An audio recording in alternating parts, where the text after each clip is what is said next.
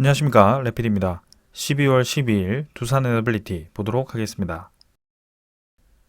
증시 먼저 보겠습니다. 코스피 0.39% 상승했고요. 코스닥은 0.51% 상승했습니다. 오늘 양증시 모두 상승을 했고요. 코스피는 외국인 투자자가 750억 매수, 기관 투자자가 5,900억 정도 매수를 하면서 기관 투자자 매수로 좀 코스피가 상승했습니다. 코스닥은 개인 투자자를 제외한 나머지 두 투자자는 오히려 이제 매도를 했고요. 기관 투자자는 1,900억 정도 매도하면서 마무리가 되었습니다. 자, 코스피는 기관 투자자 매수세가 좀 강했음에도 불구하고 크게 뭐 많이 올라가지는 않았습니다. 그래서 일단은 코스피는 2,500선 중반으로 이제 들어가고 있고요. 그래도 이제 꾸준히 지금 매수세가 유입이 되면서 결국에는 고점을 높여가고 있습니다. 그래서 오늘도 전 고점 부근에서 지금 이제 증시가 마무리가 되었지만 윗꼬리를 달면서 조금 더 위로 한번 올라갔었고요. 확실히 이제 저점을 계속 높이면서 그리고 고점도 계속 높여가면서 진행이 되어가고 있습니다. 그래서 뭐 인플레이션에 대한 우려감, 그런 이 좋지 않은 시장 상황이 시작되던 그 파동이 끝난 거라고 좀 보여지고요. 이제는 고점이 점점 낮아지는 추세가 아닌 반대로 진행 중이고요. 인플레이션이 잡히고 있는 상황이기 때문에 증시가 크게 더 떨어질 만한 상황은 별로 예상이 되지 않습니다. 그래서 천천히 지금처럼 증시를 계속 살펴보면 될 것 같습니다. 기관 투자자는 3일 정도 매수했고요. 오늘 금융투자가 좀 많이 매수를 하면서 대부분의 물량을 매수를 했습니다. 조만간 또 이제 미국의 CPI 지표가 발표되기 때문에 거기에 대해서 좀 긍정적인 이 예상을 한 것 같고요. 금융 투자가 좀 단기성 매수세로 좀 강하게 들어온 것 같습니다. 외국인 투자자도 많지는 않지만 꾸준히 코스피로 이 매수 유입을 하고 있고요. 양매수가 계속 진행 중입니다. 그래서 확실히 증시에 대한 분위기가 좀 많이 개선이 되었다는 것이 느껴집니다. 코스닥도 고점을 높이고 있죠. 그래서 839포인트로 800 중반으로 진입하고 있고요. 전고점 부근입니다. 그래서 여기서 한 번 더 뚫고 나가서 이제 121선까지 회복을 해줄지 그런 것들을 좀 봐야 되겠지만 확실히 이제 코스피와 함께 점점점 저점을 높여가고 있습니다. 여전히 이제 이 하락폭을 메우기 위해서는 절반 정도밖에 회복을 못했지만 그래도 평소보다는 확실히 높은 위치에 있고요. 2차전지 테마 위주로 좀 많이 올랐다가 떨어졌기 때문에 그 영향으로 아직까지 지수가 많이 회복되지는 못한 것 같습니다. 그러나 그런 추세가 이제 금리가 점점 내려갈 확률이 높아지고 그리고 이제 시장이 안정화되면 다시 한번 성장을 성장을 맞이하는 그런 성장주 위주로 또 한 번의 이 큰 파동이 있을 수 있습니다. 그래서 코스닥은 기술주 위주로의 그런 종목들이 많기 때문에 그런 것들 한번 기대를 해봐도 될 것 같습니다. 자, 투자 수급은 기관 투자자가 오늘 코스피는 매수했지만 코스닥에서는 좀 빠져나가는 모습이었고요. 외국인 투자자는 적은 물량 배당했습니다. 그래서 뭐 사실 기관 투자자는 코스피에서 코스닥에서 줄곧 빠져나가는 패턴이었습니다. 그래서 뭐 이틀 정도 매수를 했다가 뭐 좀 빠져나가고 있기 때문에 그게 뭐 우리가 기관 투자자에 대해서 이 매수 매도를 신경 쓸 필요는 없을 것 같고요. 외국인 투자자도 마찬가지입니다. 그래서 지금은 이 수급보다도 사실 더 중요한 것은 이 증시에 대한 흐름, 그거 이전에 금리에 대한 인하가 언제 나오는지가 중요할 것 같습니다. 그래서 코스피 코스닥 이 정도로 이제 살펴보았고요. 해외 증시도 뭐 대부분 상승 중입니다. 오늘도 하나도 빠짐없이 다 올라가는 모습이었고요. 환율은 6원 정도 하락을 하면서 최근 상승세를 조금 꺾어버리는 상황입니다. 그래서 1310원으로 마무리가 되었고요. 1300원대를 계속 이제 유지를 하고 있지만 여기서 이제 고점을 낮추면서 추가적인 하락이 있을지 이번에 이제 CPI 지표가 또 발표되었을 때 아마 이 예상보다 CPI 지표가 낮게 나올 가능성이 있어 보이거든요. 그때는 이 환율도 급락을 할 가능성이 높아 보입니다. 그래서 그렇게 점점 이제 환율이 내려가는 방향으로 가는지 계속 보겠습니다. 그래서 오늘 이 정도로 이제 이 분위기 살펴보았고요. 그다음에 이제 지수 선물은 미국 증시 조금 올라가고 있습니다. 거의 뭐 부합 수준이고요. 유럽 증시도 네, 크게 지금 반등하지는 않고 있고 0.6% 정도 올라가고 있습니다. 그래서 뭐 증시 전반적으로 네, 큰 상승 하락 없이 진행 중이고요. 아마 저 인플레이션 지표 발표에 따라서 또 한번 네, 증시가 또 반등을 이어갈 가능성도 있어 보입니다. 그래서 이제 연말로 다가가고 있고요. 이번 주, 다음 주 흐름은 긍정적으로 계속 흘러가지 않을까 싶습니다. 자, 원자재 가격도 71달러로 국제유가는 계속 네, 하락세를 겪고 있습니다. 70달러 부근에서 지금 자리를 잡았지만 쉽사리 이제 반등하지 못하고 있고요. 천연가스도 마찬가지입니다. 2.4달러 수준으로 올해 들어서 거의 가장 낮은 수준의 가격대에 위치를 하고 있습니다.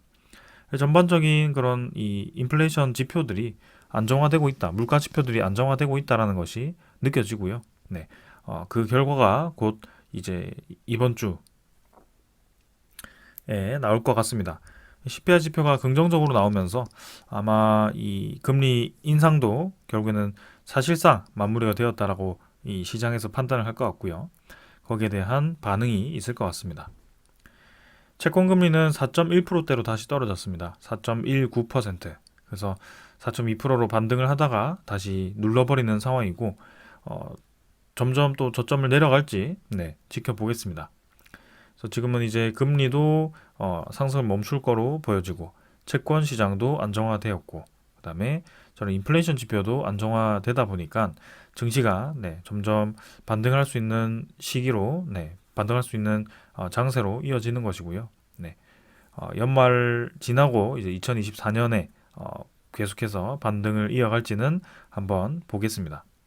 그럼 확실히 이전처럼 금리를 급격하게 떨어뜨리는 일은 없을 거기 때문에 시장이 뭐 2배, 3배 이렇게 올라가는 그런 상황은 사실상 어려울 것입니다. 그러나 이제는 이 고점을 찍고 2020년, 2021년 이때처럼 시장이 아주 급락을 하는 시기도 없을 거고요. 좀 지루할 수도 있겠지만 천천히 좀 증시가 반등해 나갈 가능성이 있어 보입니다. 그런 와중에 이제 성장을 부각받는 네, 그런 종목들이 힘을 받을 것입니다. 그래서 그렇게 계속 이제 우리는 지금 템포대로 좀 투자를 하면 될 것 같고요. 네, 큰 변수가 없다면 올해는 네, 적절하게 잘 마무리하고 끝날 것으로 보여집니다. 자, 오늘 여기까지 하고 네, 종목으로 넘어가겠습니다. 두산 에너빌리티 보겠습니다. 290원 상승해서 15,800원으로 마무리되었고요. 1.87%로 네, 상승 마무리했습니다. 자, 오늘은 뭐 전반적인 증시 상승과 함께 좀 두산 에너빌리티도 올라간 것 같고요. 어제도 뭐 관련된 소식이 있었죠. 그래서 거기에 대해서 적절하게 상승 마무리를 한 것 같습니다. 시간의 거래는 크게 없었고요. 뭐 합쳐봤자 만주 내외로 네, 멈추었습니다. 그래서 15,800원 정도로 진행이 되었고 일별 거래량도 226만 주로 크게 많지 않은 물량으로 마무리되었습니다. 그래서 뭐 전전날 이렇게 한 3일 정도 하락을 했었는데 하루 정도 만에 한 이틀 정도 내린 걸 메워주었고요. 네, 추가적인 상승을 보이면서 16,000원대로 본격적으로 진입을 할지 한번 보겠습니다. 자, 그래서 뭐 아직까지도 거래량이 부족하기 때문에 거래량이 필요하다라는 말씀을 계속 드리고 있고요. 지금은 네, 큰 이 수급이 매수 수급이 적극적으로 붙어주지는 않고 있습니다. 자, 하지만 그런 와중에도 서서히 저점을 높여가는 패턴은 만들어지고 있고요. 고점을 찍고 떨어지긴 했지만 다시 N자로 올라가면서 음운구름을 다시 한번 돌파할 수 있는 그런 자리를 만들어가고 있습니다. 21선과 61선이 이미 골든크로스가 나왔고요. 이평선이 서서히 이 정배열이 되고 있거든요. 그래서 요쯤 해서 한번 이 양봉 크게 이렇게 띄워주면 좋을 것 같고요. 그 양봉을 띄울 수 있는 명분은 충분히 있습니다. 그래서 그 명분을 어떤 것을 가지고 네, 움직일지는 모르겠지만 분명히 그 때를 기다리고 있는 상황이고요. 네, 한번 12월 말까지 반응이 있을지 네, 보겠습니다. 그래서 뭐 지금 가격대는 사실 우리가 고점을 언제든지 갈 수 있는 그런 사정권에 들어와 있다라고 보시면 될 것 같고요. 이 고점을 픽을 제가 동그라미를 쳤는데 그 고점이 시작하는 지점을 돌아가 보면 사실 지금 가격대와 유사한 지점에서 시작을 하였습니다. 뭐 이때는 좀 다르긴 하지만 그래서 대부분의 이 시작점이 이 아래점이었거든요. 그래서 지금도 그 아래에 위치를 하고 있습니다. 그래서 언제든지 그런 외국인 투자자라든지 뭐 기관 투자자라든지 명분에 의해서 움직인다면 우리가 평소에 보던 그 고점까지 금방이라도 올라갈 수 있는 지점에 와 있다라는 것이고요. 그 이상 올라가는 것을 우리가 기다리고 있기 때문에 뭐 그거는 어떻게 될지는 알 수가 없습니다. 그래서 한번 계속 기다려 보자라고 말씀을 드리겠습니다. 그래서 점점 수급도 서서히 채워가는 분위기고요. 네. 우리는 물량을 계속 모아가는 입장이기 때문에 시간이 크게 조급하지 않습니다. 그래서 내년 시장을 오히려 기다리고 있는 입장이기 때문에 한번 지금처럼 여유롭게 좀 지켜보겠습니다. 자, 월봉은 뭐 12월 월봉은 긍정적으로 진행 중이고요. 그 다음에 투자자 수급을 보겠습니다. 수급은 기관 투자자가 30만 주 매수를 했고요. 외국인 투자자가 10만 주 매수를 하면서 오늘도 양매수가 진행이 되었습니다. 최근 들어서는 이 기관 투자자, 외국인 투자자가 양매수를 하는 날이 많아졌고요. 12월 6일 이때는 이제 조금 매도했지만 사실 뭐 외국인 투자자가 크게 매도하지 않았습니다. 그래서 외국인 투자자는 지금 보시면 거의 한 11월 중순부터 지금까지 계속 두산 에너빌리티를 매수하고 있는 모습이고요. 기관 투자자 같은 경우도 최근 12월 초반부터는 확실히 매수세로 접근을 하고 있습니다. 오늘 이제 금융 투자 위주로의 좀 매수 물량이 강하게 들어오면서 30만 주 정도가 금융 투자로 들어왔는데요. 뭐 요거는 이제 단기성 물량일 수 있기 때문에 뭐 크게 신경 쓰지는 않겠지만 전반적으로 지금 금융 투자도 꾸준히 두산 에너빌리티를 매수를 하고 있긴 합니다. 보험은 이제 매도를 끝내고 매수로 접근했고요.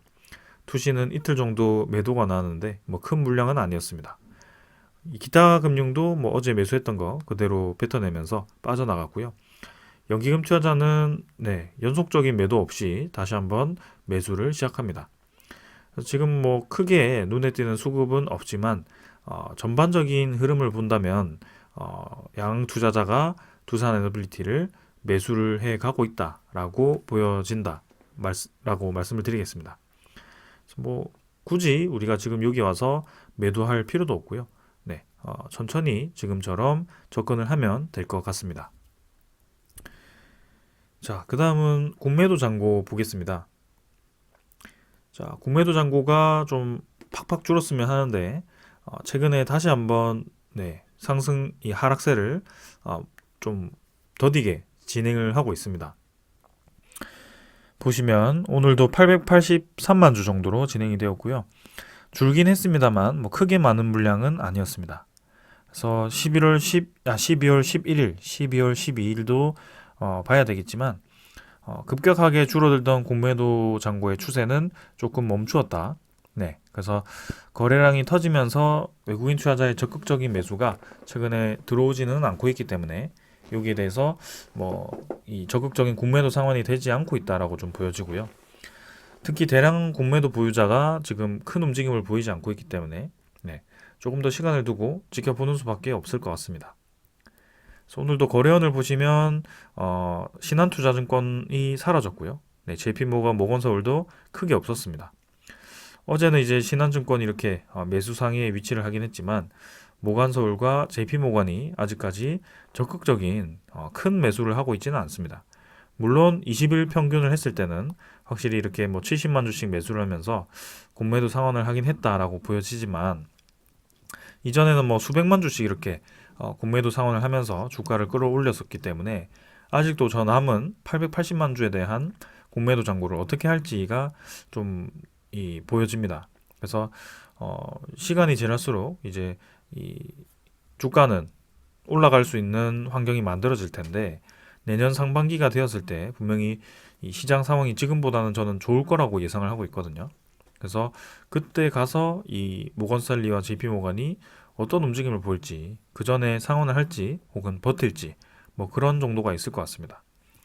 일단은 네, 우리는 그런 이 외국인 투자자에 대한 패턴을 이때까지 봐왔고 국매도의 잔고를 대부분을 또 외국인 투자자가 들고 있다는 점에서 뭐 조금 이 상대의 의도를 파악하면서 좀 보고 있는 상황이고 천천히 그냥 지금처럼 보면 답이 나올 것 같습니다.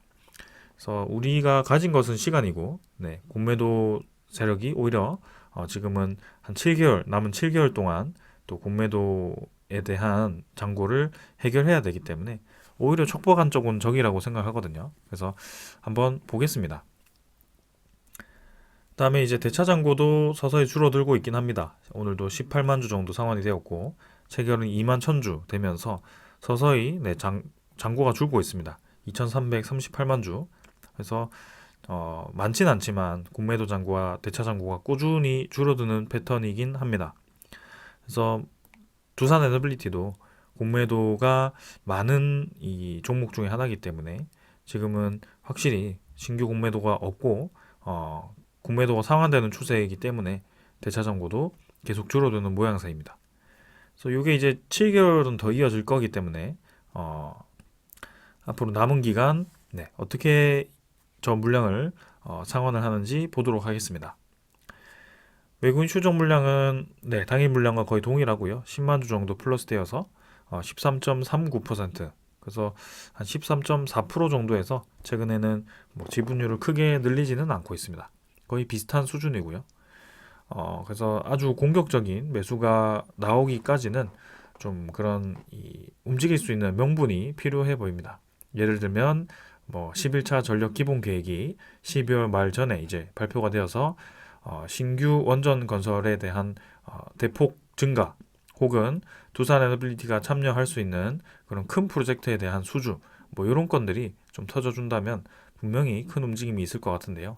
아직은 네, 그런 소식 없이 우리가 어느 정도 예상할 수 있는 범위 내에 이 공사건들이 나오고 있기 때문에 주가가 크게는 움직이지 않고 있습니다. 그러나 서서히 네, 밀어 올리고 있다는 것은 여러분들도 느끼고 계실 거고요.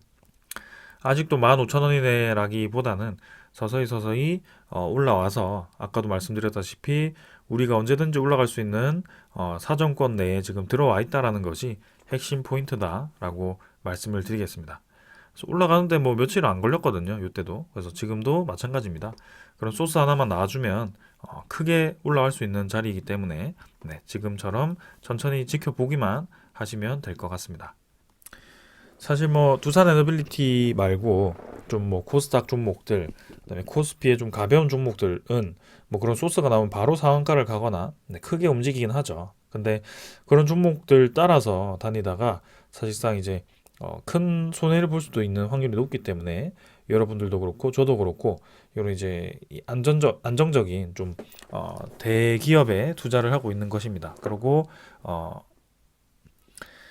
그만큼의 발전 가능성을 보고 있기 때문에 이 분야에 투자를 한 것이고요. 그래서 지금까지의 과정보다도 앞으로의 과정을 생각하시고 그리고 이 기업이 떻게 되었는지에 대해서 여러분들도 좀 생각을 하시면서 투자를 하면 좋을 것 같습니다.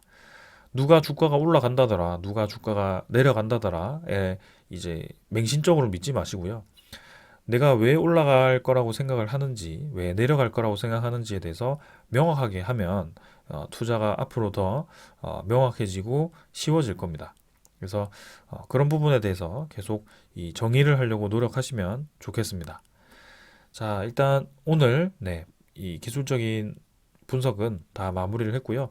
네, 오늘 가져온 소식들 전달 드리도록 하겠습니다. 자, 요거는 이제 세계 원전에 대한 소식인데요.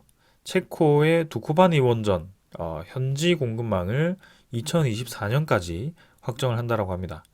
지금 우리나라를 비롯해서 웨스팅하우스, 네, 그 다음에 프랑스의 EDF가 3파전을 벌이고 있는 프로젝트죠. 두코바니 원전. 그래서 1200메가와트급 한 기를 건설하는 프로젝트인데요.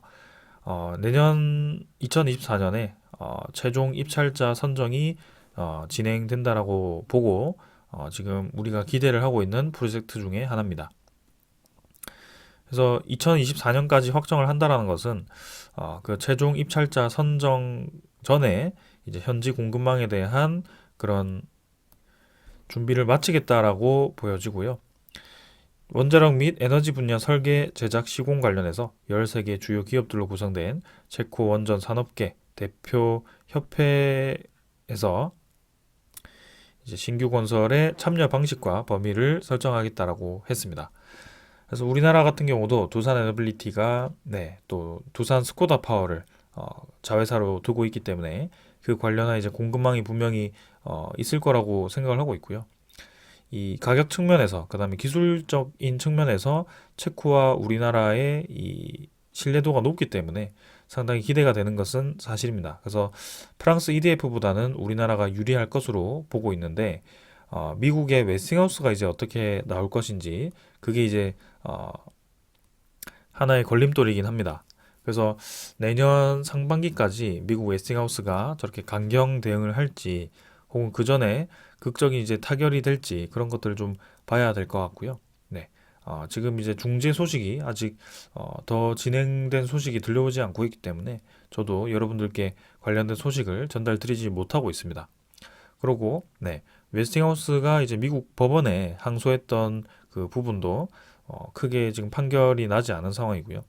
그 부분이 좀 해소가 되었으면 조금 더 가볍게 움직일 수 있을 것 같은데 아직은 그 걸림돌이 하나가 있다라는 점을 말씀드리고 싶습니다. 그래서 두코바니 원전이 우리나라가 만약에 수주를 하게 되면 나머지 체코에서 추진하고 있는 세 개의 원전에 대해서도 우리나라가 거의 가져간다라고 보시면 될 것 같고요. 총 4기라고 생각하시는 게 좋을 것 같습니다. 그만큼 큰 프로젝트고 우리가 공을 들여야 하는 프로젝트다라고 보시면 되겠습니다. 자, 그 다음은 어제 말씀드린 두산 리사이클링 솔루션인데요. 480억 정도 현물 출자를 했죠. 그래서 현물 출자 방식은 두산 리사이클링 솔루션의 신주 인수였습니다. 그래서 17만 6천 주를 인수를 하게 되었고요. 480억을 출자했다라고 해서 뭐 두산 에너빌리티에 현금이 없는 게 아니냐 이렇게 볼 수는 없고요. 크게 많지 않은 돈이기 때문에 충분히 투자를 할 가치가 있다라고 봅니다. 그리고 그냥 뭐 이 양수를 한 게 아니고 현물 출자 형태로 두산 리사이클링 솔루션의 그 지분을 매입을 한 것이기 때문에 언제가 될지 모르겠지만 두산 리사이클링 솔루션이 상장을 검토할 때 또 두산 에너빌리티의 그런 가치도 같이 상승할 수 있을 거라고 좀 보고 있습니다. 자회사가 하나가 더 있죠. 두산 지오 솔루션이라고 해서 무탄소 에너지에 대한 그 기업도 있기 때문에 거기에 대한 또 현물 출자도 진행을 할지 그런 것들도 좀 살펴보겠습니다. 오히려 이제 리사이클링 솔루션보다도 지오 솔루션이 상장을 했다면 더 빨리 할 수도 있는 상황이기 때문에 내년 정도에 또 그런 소식이 한번 나올지 그런 것들도 볼 거고요. 지금 보시면 이제 우리나라도 본격적으로 내년에 해상풍력에 대한 이 사업자 선정을 확정을 하게 됩니다. 그래서 총 1.9기가와트의 이 입찰 물량이 지금 대기 중이고요. 지금 나걸 해상풍력 외에도 이제 6곳 정도가 이제 대기 중입니다. 그래서 입찰 마감은 이미 진행되었고 낙찰 발표가 12월 15일 정도로 예상을 하고 있는 만큼 상당히 이제 큰 프로젝트들이 사업자들이 발표가 될 겁니다. 그래서 금일 해상풍력이라든지 안마 해상풍력, 나골 해상풍력 등 이렇게 이제 여러 프로젝트들이 진행되고요. 두산 에너빌리티가 관련해 있는 프로젝트는 안마 해상풍력 532메가와트입니다. 그래서 지멘스 가맹사가 14메가와트짜리를 한 몇 개죠? 34개 정도인가요? 아무튼 그 정도를 건설을 하게 되고 거기에 두산 에너빌리티가 나셀 조립을 하는 이 시공을 또 맡게 되었습니다. 그래서 저게 이제 확정이 되어서 지멘스 가맹사로 가게 되면 두산 에너빌리티도 관련한 수주를 할 수 있을 걸로 보여지는데요. 일단 지금 뭐 나걸 해상풍력이라든지 이런 이 개발사들이 지금 우리나라 국내 기업들 이외에도 중국 쪽에 값싼 에너지 값싼 기업들을 계속 끌어들이고 있다라고 합니다. 그래서 지금 사실상 이 신재생 에너지의 큰 손들이 또 중국 쪽으로 쏠리고 있는 그런 상황이 벌어지고 있고요. 아무래도 중국 쪽에 단가가 낮기 때문에 이 해상풍력 사업 특성상 단가를 생각을 하지 않을 수가 없죠. 그래서 값싼 이 기자재를 도입하기 위한 그런 움직임 때문에 우리나라의 기업들이 또 경쟁력을 잃을 수 있다라는 뭐 그런 또 예상도 있습니다. 그래서 이런 것들을 우리나라가 적극적으로 좀 해결을 해야 될 것 같고요. 일단 두산 에너빌리티 입장에서는 터빈 개발도 진행을 해왔고, 네, 그 관련한 이 큰 이 풍력 관련 제조 시설들이 있기 때문에 해외 외상 기업들과 지금 이제 MOU 체결을 하면서 네, 본격적인 그런 OEM 사업을 준비를 하고 있는 건데요. 우리나라 정부 차원에서도 이제 국산화에 대한 초점을 좀 맞춰서 국내 이 풍력 기업 혹은 뭐 그런 관련 기업들을 좀 육성을 해야 될 것 같습니다. 그래서 뭐 한 에너지를 계속 죽일 생각만 하지 말고 이 적극적으로 늘리자고 하는 해상 풍력에 대한 가격에 대한 현실적인 방안과 그 외산 기업들이 특히 신재생 에너지에 많이 지금 투입이 되고 있는데 국산 기업들이 어떻게 들어갈 수 있는지에 대한 고민을 좀 건설적인 그런 고민들을 먼저 하는 게 어떨까 싶습니다. 그래서 어, 맨날 이제 뉴스만 보면 네, 계속 이제 원자력 에너지를 까기만 하고 네, 해상 풍력에 대한 그리고 태양광 에너지에 대한 그런 우리나라 국내 기업들이 어떻게 들어갈 수 있을지에 대한 고민을 하고 있는지 의문입니다. 그래서 그런 것들을 좀 이제 해결할 수 있도록 네, 방안을 찾아갔으면 좋겠습니다. 자, 그래서 두산 에너빌리티가 이 해상 풍력에 대한 영향이 결코 부족하지 않다라는 것을 여러분들께 또 한번 말씀드리고 싶고요. 이 2022년 연간 경영 실적과 2023년에 경영 계획에 대한 자료가 여기 있습니다. 그래서 그때 뭐 제가 말씀드리긴 했지만 다른 건 다 넘어가고 해상 풍력에 대한 네, 이 페이지만 좀 같이 다시 보도록 하겠습니다. 작년 자료이긴 하지만 이미 해상풍력은 2022년부터 글로벌 해상풍력 시장 전망이 2032년까지 6.7배가 증가하는 것으로 예상이 되어 있습니다. 그리고 국내 풍력 시장 전망도 22년에는 1.9기가와트에서 2032년에는 25기가와트로 성장을 하게 됩니다. 그래서 무려 13.6배가 성장을 하게 되는데요. 우리나라가 이제 신재생 에너지에 대한 3배 증가를 약속함으로써 네, 이 목표를 어떻게 달성할 것인가에 대해서 계속 의문을 가지는 이 쪽이 있는데요. 지금 이 수치만 보더라도 이미 10차 전력 수급 기본 계획에서는 13배 증가하는 것으로 되어 있습니다.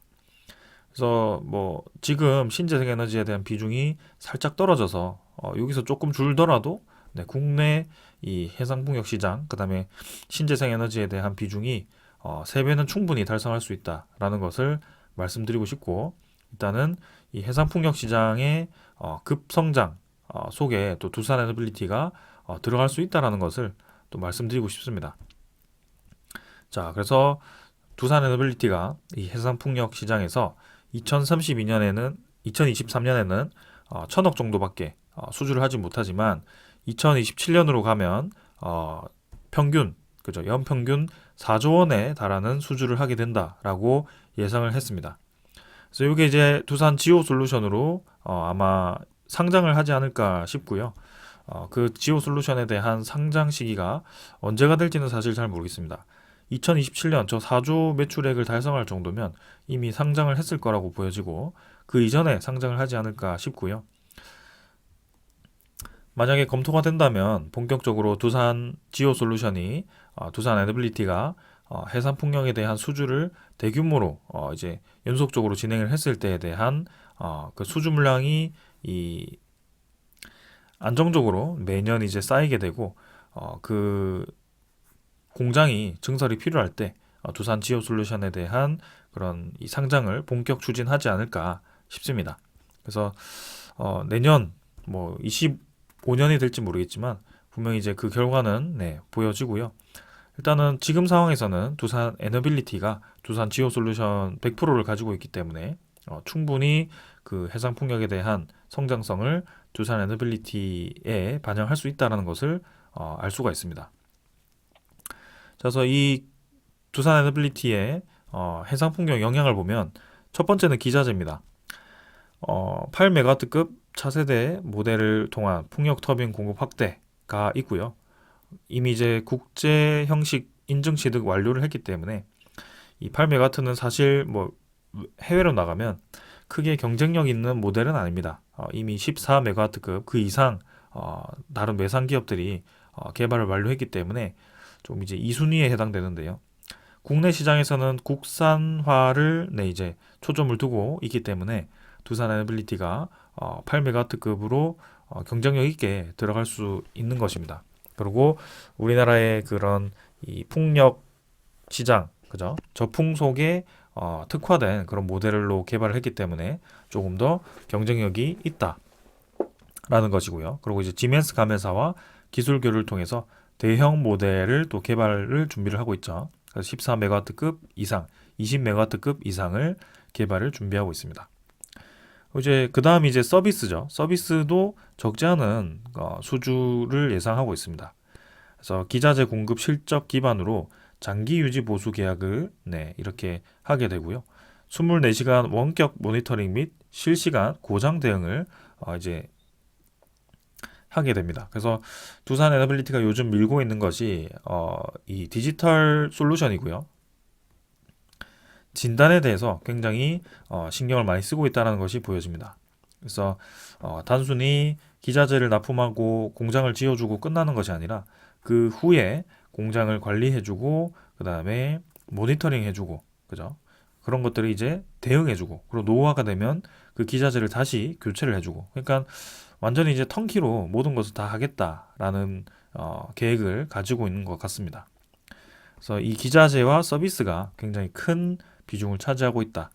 하부 구조물은 이제 오스테드사와 뭐 베트남 시장을 노리고 있긴 하지만 그렇게 큰 비중은 차지하지 못하고 있습니다. 그래서 많아봤자 5천억 정도로 보고 있는데요.